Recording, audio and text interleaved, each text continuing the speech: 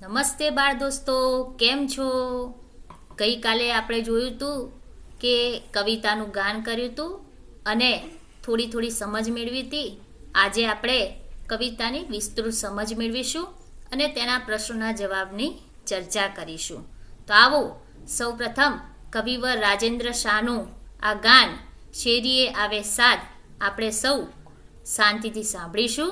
અને બાળ દોસ્તો, શક્ય હોય તો તમે તમારી રીતે એની સાથે ગાવાની કોશિશ પણ કરશો.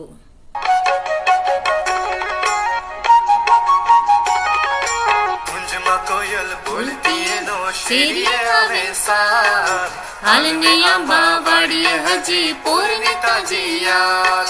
કુંજમાં કોયલ બોલતી એનો શેરીએ આવે સાદ, હાલની આંબા વાડીએ હજી પોરને તાજી યાદ.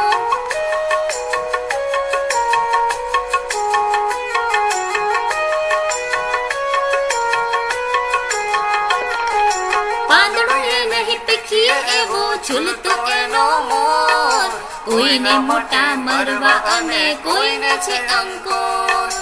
ઉલટી ડાળે ઘૂમીએ આપણ ગજવી કેરો નાદ, કુંજમાં કોયલ બોલતી એનો શેરીએ આવે સાદ.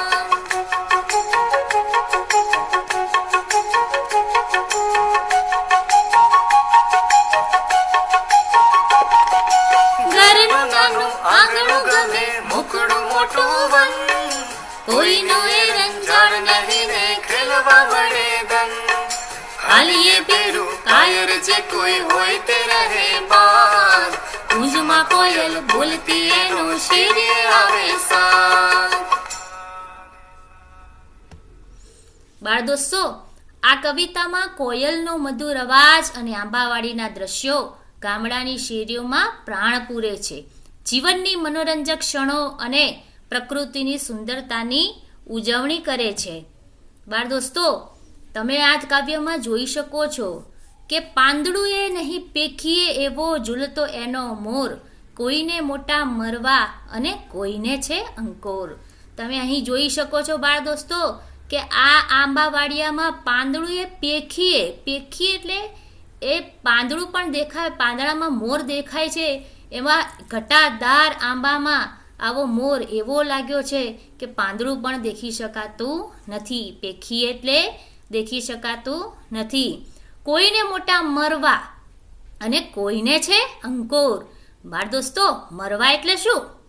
મરવા એટલે નાની નાની કાચી કેરી અને અંકુર એટલે નાના ફણગા ફૂટ્યા હોય તેવા મોર. તો આવું એક આંબાવાડીનું દ્રશ્ય છે. બાળ દોસ્તો, તમે કદી આંબાવાડીની મુલાકાત લીધી છે ખરી? જરા ટાઈમ કાઢી અને આંબાવાડીએ જજો. કેટલી સરસ કેરીઓની સુગંધ આવે છે અને કોયલનો કેટલો મસ્ત ટહુકાર સંભળાય છે. બીજી પંક્તિમાં કવિ કહે છે કે ઘરનું નાનું આંગણું ગમે મોકળું મોટું વન, કોઈનો એ રંજાડ. રંજાડ એટલે શું? રંજાડ એટલે કે કોઈ પણ ત્રાસ આપે નહીં, કોઈ પણ હેરાન કરે નહીં. આજે તમે શેરીમાં રમતા હોય તો તમને એમ કહેવામાં આવે છે કે ધીરેથી રમો, અવાજ ના કરો, તમને રમતા રોકવામાં આવે છે. પણ પહેલાંના જમાનામાં જ્યારે ગામડામાં આંબાવાડિયામાં બાળકો રમવા જતા ત્યારે એમ કે કોઈનો એ ત્રાસ ત્યાં આવે નહીં અને ખેલવા મળે દન એટલે આખો દિવસ. તો આ કવિએ મોર, ઝૂલતા પાંદડા અને લોકોના મનોરંજનના વિવિધ સ્વરૂપોનું વર્ણન કરે છે. બાળ દોસ્તો, આ કવિતામાં એવું પણ દર્શાવવામાં આવ્યું છે કે હવે બાળકો જે મેદાનમાં રમાતી રમતો છે, ઘરની બહાર રમાતી રમતો છે, એ ધીમે ધીમે વિસરી ગયા છે. વ્યક્તિએ ડર છોડીને નિર્દોષ આનંદમાં વ્યસ્ત રહેવું જોઈએ. પ્રકૃતિની મીઠી યાદો વ્યક્તિને સુખ અને શાંતિ આપી શકે છે. હાલ તમને બાળ દોસ્તો એક પ્રશ્ન પૂછું, જવાબ આપશો કે તમને એવી કઈ રમત ગમે છે કે જે મેદાનમાં રમી શકાય? તો તમે તમારો જવાબ નીચેના કોમેન્ટ બોક્સમાં જણાવશો. હવે બાળ દોસ્તો, આપણે એના MCQની આપણે ચર્ચા કરીશું. તમે આ છે એ કોઈનો રંજાડ ન હોય ને આખો દિવસ રમવા મળે. બી વનમાં મીઠા ફળો પણ મળે. સી ઘર વનથી નજીક છે. ડી વનમાં કોઈ હોય નહીં. બાળ દોસ્તો વિચારીને જવાબ આપો. ઘરના આંગણા કરતાં મોકળું મન. તો સી હા, કોઈનો એ રંજાડ ન હોય ને આખો દિવસ રમવા મળે. કુંજમાં કોણ બોલે છે? બોલો બોલો બોલો. ચકલી, કોયલ, કાગડો કે મોર? તો બાળ દોસ્તો આપણી કાવ્યની પંક્તિ છે કુંજમાં કોયલ બોલતી. જી હા, કોયલ સાચો જવાબ છે. ત્રીજો પ્રશ્ન, કવિને નાના આંગણ કરતાં વધારે શું ગમે છે? રાજાનો મહેલ, મોકળું મોટું વન, જંગલ કે નદી કિનારો? ઘરનું નાનું આંગણું ગમે. બોલો બોલો આગળ. મોકળું મોટું વન. તો જી હા, મોકળું મોટું વન. કવિના બેરુમાંથી કોણ બાદ રહેશે એમ કવિ કહે છે? તો યાદ કરો કાવ્યની પંક્તિ. જે ઈમાનદાર હશે તે, જે ચાલાક હશે તે, જે કાયર હશે તે, જે વાતુર હશે તે. તો યાદ કરો, હાલીએ બેરું. બોલો બોલો. કાયર હશે. હા જી, કાયર હશે. શાબાશ. કવિને શેની યાદ તાજી છે? પોરની, રાતની, સાંજની કે બપોરની? તો તમે યાદ કરો કાવ્યની પંક્તિ. પોરની તાજી યાદ.